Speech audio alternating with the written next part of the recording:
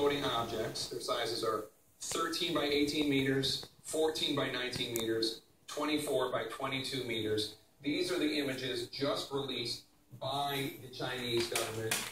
Michael Goldfarb, formerly of the Federal Aviation Administration. 3 images of this size. Is that consistent with an airplane, or are we just looking for any degree of about the methodical nature that the Chinese would do in terms of releasing this information? So the fact that it may have been late, but the fact that they released it, they certainly have a good feel for this. Do we know it's debris from the aircraft? Absolutely not. But it's the first solid lead that's consistent with the path of this plane out of Kuala Lumpur. So we'll find out more. That's a very encouraging information. It could wash out like the other leads. It may not be related, but it certainly looks more promising. And knowing the Chinese government, Richard Quest, I would find it hard to believe that they haven't already checked this out at greater length than just this satellite image. Every sinew inside all of us is saying exactly the same thing, Jake. We may not... Look, I'm just going to simply say it outright. It's pretty inconceivable that the Chinese would risk the level of embarrassment of putting out this statement, which is detailed, which has got coordinates which match the flight plan, and then putting out pictures which clearly they have analysed to the nth degree. It might not be, but this is the closest, this is the best, this is the most reliable information, and this is exactly the sort of information that people like Michael Goldfarb in his previous life, in his previous job, were hoping and praying to get their hands on, because it takes them much closer to the cause. Do we have Peter Goals ready? Peter Goals, formerly of the National Transportation Safety Board, is going to come with us in a second.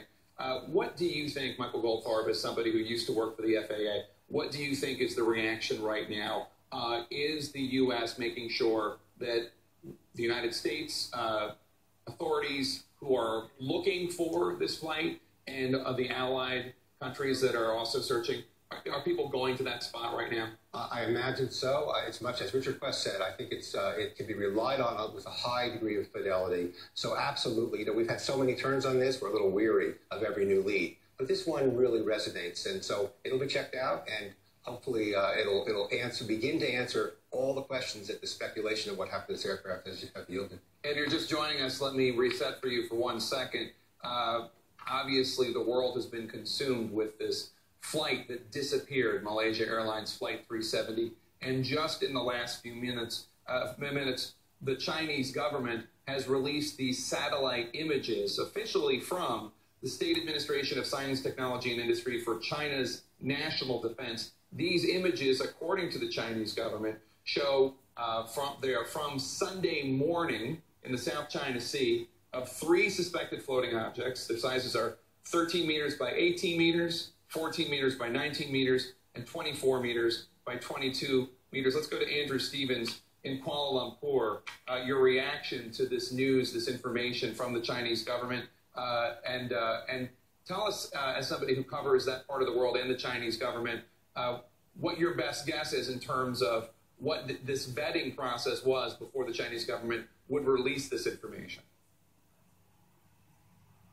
Well, that's an interesting question. I was actually in Beijing. I went to Beijing when the flight disappeared, and it was very quickly apparent that this was going to be, from a top-down approach, a major priority to sort out what was going on by the Chinese. The Chinese president himself, Xi Jinping, said he wanted an all-out effort to find this plane.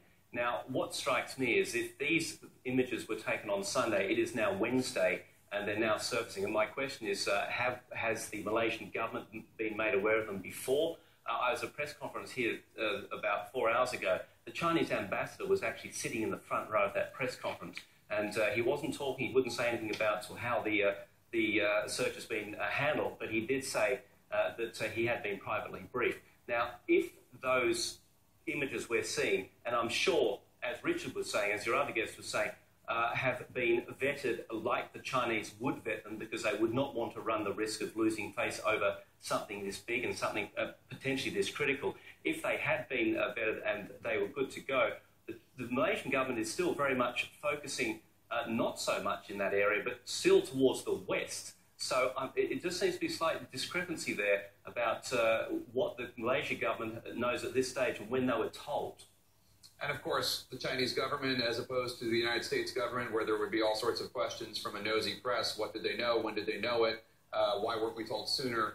There are not the kind of press freedoms in China that would... It's not going to happen. Right, would reveal that information. We'll probably never know exactly the story. If you're just tuning in, the Chinese government has released satellite imagery that seems to show 3 floating objects. The pictures were taken on Sunday morning in the South China Sea. I want to now go to Peter Goals, former official with the National Transportation Safety Board, to get his reaction to the release of these satellite images from China. Peter, what's your take? This, as Michael Goldfarb, formerly of the FAA, said, this is not just the best lead, this is the only lead. What's your reaction to these images? I agree completely with Michael.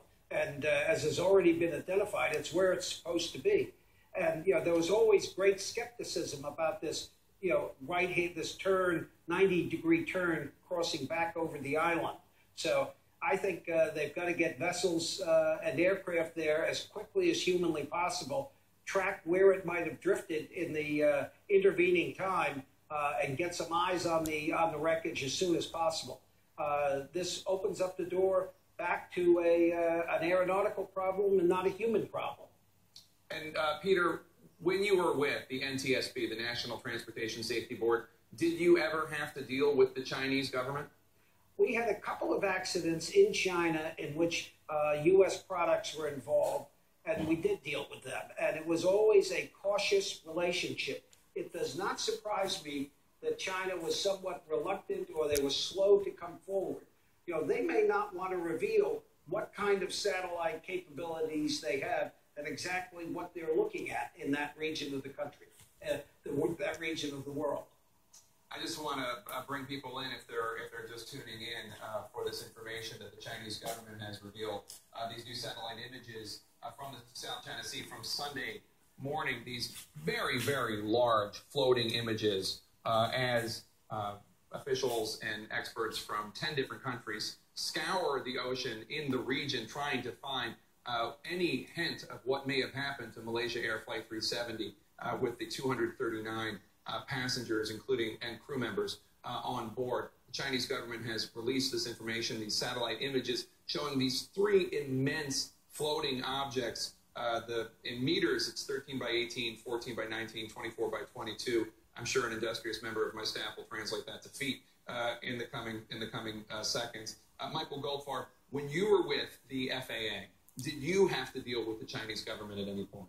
No, we had to deal with the Pan Am 103 over Lockerbie and the international incident that occurred. So I didn't have any experience. I think Peter Goltz through NTSB has had that experience, and it's a good point about being cautious yet again. So that's a conflicting objective. Those 3 days cost us an enormous amount of lead time on this debris field. So that's the concern there. The question, of course, is whether or not these images from Sunday morning were discovered in Sunday and vetted by the Chinese government over the last 3 days, or whether at any point it's the first piece of good news we've had in 5 days on this intensity. Just to give people an idea, good news, of course, being a relative term, but just to give people an idea of how big these floating objects are.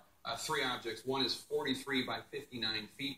One is 46 feet by 62 feet. One is 79 feet by 72 feet.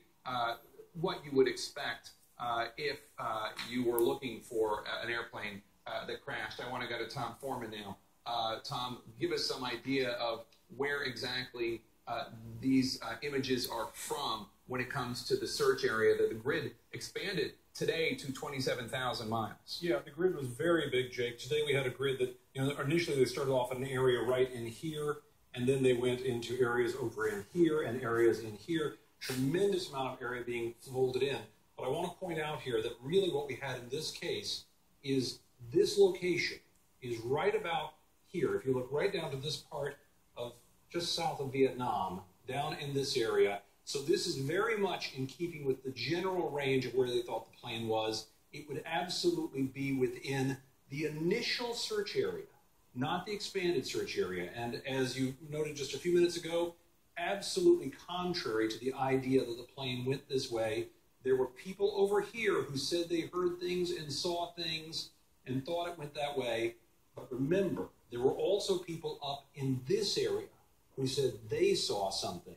So this would be absolutely in keeping. And as you mentioned, the size of the pieces there, you remember, Jake, the Air France pieces, some of those pieces coming out of the water, also very big pieces of airplane. So that all is at least in keeping with the facts as we know it.